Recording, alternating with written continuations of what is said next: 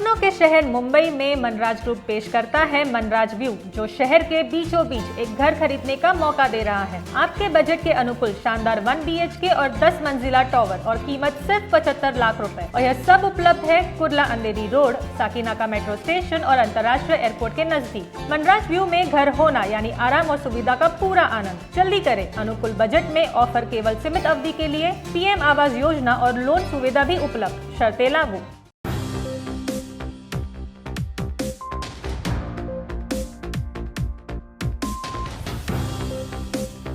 स्वागत है आप सभी का DRV न्यूज़ पर। मैं राहुल पांडे।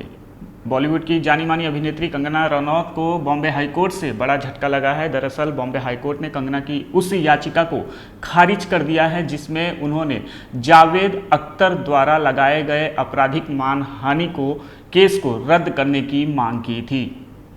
बॉम्बे हाईकोर्ट ने एक्ट्रेस कंगना रनौत की उस याचिका को खारिज कर दिया है जिसमें उन्होंने गीतकार जावेद अख्तर द्वारा दर्ज करवाई गई आपराधिक मानहानि केस को रद्द करने की मांग की थी। अख्तर की शिकायत पर मुंबई की अंधेरी मेट्रोपॉलिटन मजिस्ट्रेट द्वारा आपराधिक मानहानि की कार्यवाही को चुनौती देते हुए बॉम्बे हाईकोर्ट का दरवाजा खटखटाया था। इसी मामले में एक्ट्रेस को मार्च 2020 को जमानत मिल गई थी। उस दौरान उन्होंने मामले में जारी जमानती वारंट को रद्द करने के लिए अदालत का रुख किया था।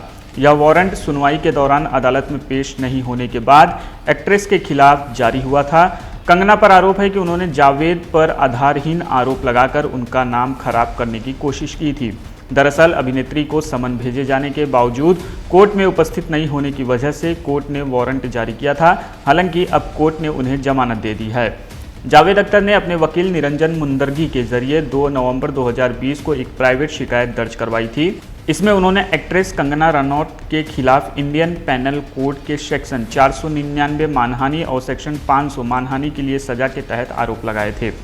अख्तर ने अपनी शिकायत में कहा कि वह एक आत्मनिर्भर व्यक्ति हैं जो 4 अक्टूबर 1964 को 27 रुपये 2 जोड़ी कपड़े और कुछ किताबों के साथ मुंबई पहुंचे थे। उस वक्त वे 19 साल के थे। याचिका में अख्तर की प्रतिष्ठा के बारे में बताया गया। अपीलकर्ता फिल्म इंडस्ट्री के सीनियर कलाकारों में शुमार हैं, जिसमें अपने करियर में 55 साल से ज़्यादा समय तक काम किया है। यह अपने आप में एक दुर्लभ उपलब्धि है। वे मार्च 2010 से मार्च 2016 तक राज्यसभा के सदस्य रहे हैं। अख्तर का दावा है कि 57 मिनट तक चले इंटरव्यू में कंगना बिना किसी सबूत या नॉलेज के सुशांत की मौत से जुड़े हालातों पर बोलती दिखाई देती हैं। उनकी याचिका में आगे कहा गया है कि इसी इंटरव्यू के दौरान जावेद के खिलाफ बयान दिए गए थे। अख्तर ने कथित तौर पर कंगना पर आरोप लगाया था कि कंगना ने इंटरव्यू के दौरान उन पर झूठा आरोप लगाया था कि उन्होंने ऋतिक रोशन के खिलाफ दर्ज केस वापस लेने के लिए उन्हें धमकी दी थी। अख्तर ने अपनी शिकायत में कहा था कि कंगना ने इंटरव्यू में उन्हें सुसाइड गैंग का हिस्सा बताया था। कंगना ने यह आरोप भी लगाया था कि अख्तर ने उन्हें धमकाते हुए कहा था कि अगर उन्होंने केस वापस नहीं लिया तो उनके पास आत्महत्या के अलावा कोई रास्ता नहीं होगा। अख्तर का दावा है कि कंगना के इस कमेंट के चलते उन्हें कई धमकी भरे कॉल्स और मैसेज आए। उन्हें सोशल मीडिया पर भी ट्रोल किया गया। उनके मुताबिक इस कमेंट की वजह से उनकी रेपुटेशन खराब हुई है। 3 दिसंबर को मजिस्ट्रेट कोर्ट ने जावेद अख्तर का स्टेटमेंट रिकॉर्ड किया था। जावेद की शिकायत के बाद मेट्रोपॉलिटन मजिस्ट्रेट कोर्ट ने कंगना के खिलाफ जमानती वारंट जारी किया था।